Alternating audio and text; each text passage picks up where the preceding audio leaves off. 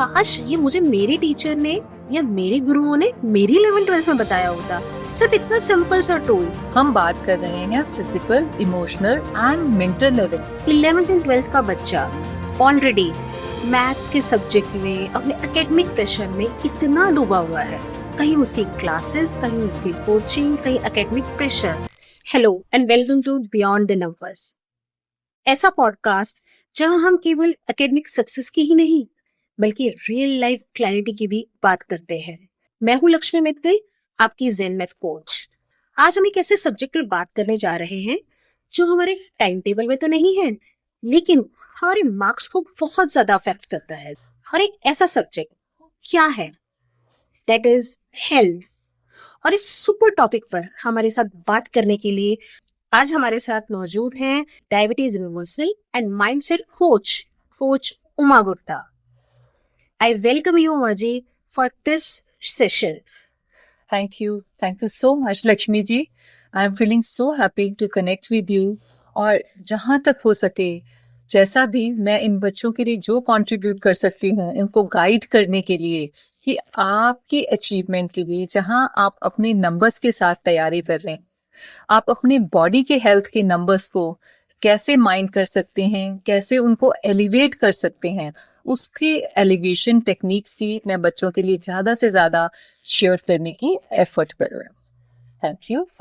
उमा जी, मेरा पहला सवाल है, 11th एंड 12th का बच्चा ऑलरेडी मैथ्स के सब्जेक्ट में अपने एकेडमिक प्रेशर में इतना डूबा हुआ है, कहीं उसकी क्लासेस, कहीं उसकी कोचिंग, कहीं एकेडमिक प्रेशर। वो ऐसे सिनेरियो में अपनी हेल्थ और माइंडसेट का ध्यान कैसे रखे?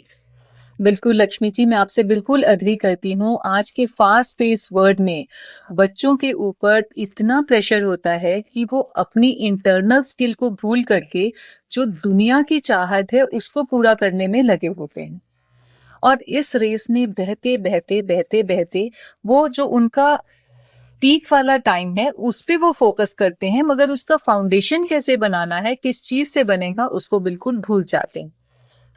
आपको कोई भी गोल अचीव करने के लिए 11th-12th में हाई अचीवमेंट के लिए, ताकि उनको अच्छे कॉलेज में एडमिशन मिल सके, वो अपना करियर अच्छे से चुन सकें, उनको एक फाउंडेशन बहुत अच्छा बनाना जरूरी है। वो फाउंडेशन निर्भर करता है कि उनका हेल्थ कैसा है, हेल्थ एंड वेलबींग के लिए उनका पॉजिटिव लाइफस्टाइल कैसा है, क्या जिसके ऊपर दिमाग काम करना निर्भर करता है उसकी नर्चरिंग हो रही है या उसके अंदर और स्ट्रेस भरता जा रहा है। एब्सोल्युटली। जैसा आपने कहा कि बच्चे इतने स्ट्रेस में होते हैं, हमें कोई भी चीज पाने के लिए स्ट्रेस नहीं, हमारे अंदर से जॉय होना चाहिए, इजीनेस होना चाहिए, हम उसको एंजॉय कर पाए। राइट। तो उसके लिए हमें बच्चों को ये एश्योर करना है कि वो इस तरीके का उनका लाइफस्टाइल हो, इस तरीके का उनका खान पान हो जो उनकी फाउंडेशन को अंदर से नरिश करे। यस, तो इसके लिए सबसे पहले उनको अपना जो पूरा मॉर्निंग रूटीन है, जैसे आप स्कूल का टाइम टेबल बना के देते हैं, उसी तरीके से बच्चों को खुद से अपना मॉर्निंग से इवनिंग तक का, रात तक का रूटीन इस तरीके से बनाना है ताकि उनकी बॉडी की रियल डिटॉक्सिफिकेशन और रियल नरिशमेंट हो सके। Okay. Yes, and detoxification, nourishment, हम यहाँ बात ये नहीं कर रहे कि खाली फिजिकल लेवल पे, हम बात कर रहे हैं physical, emotional and mental level. जहां फिजिकल लेवल का सवाल आता है उसमें किस तरीके का खाना, क्या खाएं, कैसे खाएं, कब खाएं, और साथ ही साथ हम उसमें बॉडी के अंदर कैसे मूवमेंट क्रिएट करें, कैसे हम जो अपने श्वासों की क्रिया है उससे ताकत लें। That we call harnessing the power of breathing. तो ब्रेथ एक ऐसा टूल है जो हमारी इंटरनल कैपेसिटी को, हमारी माइंड, बॉडी और सोल तीनों को इंटीग्रेट करेगा। तो आपने जैसे बोला कि बच्चे स्ट्रेस में होते हैं, अब स्ट्रेस में होने से क्या होता है, उनको शॉर्ट ब्रीदिंग होती है, वो चेस्ट ब्रीदिंग करते हैं। तो शॉर्ट ब्रीदिंग के रहते उनका कभी भी जो माइंड है ना तो वो मेमोराइज कर सकता है, ना वो रिकॉल कर सकता है, और ना ही वो फोकस कर सकता है। ओके। तो सबसे पहले मैं ये चाहूंगी कि अगर हम अपने बच्चों को सब्जेक्ट पढ़ाने से पहले how to do conscious breathing which will actually nourish their mind, brain, body and soul, that is utmost important. उसके लिए एक मैं बड़ा सिंपल सा टूल बच्चों को देती हूँ। Connect with your breath, do deep conscious, deep abdominal rhythmic breathing, which will not only boost their lung function capacity but will boost their brain capacity as well. Absolutely, Umaji.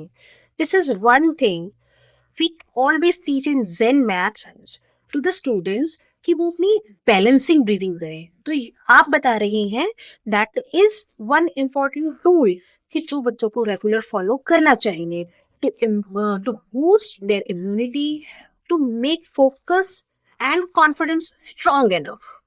Absolutely. Thank you माजी।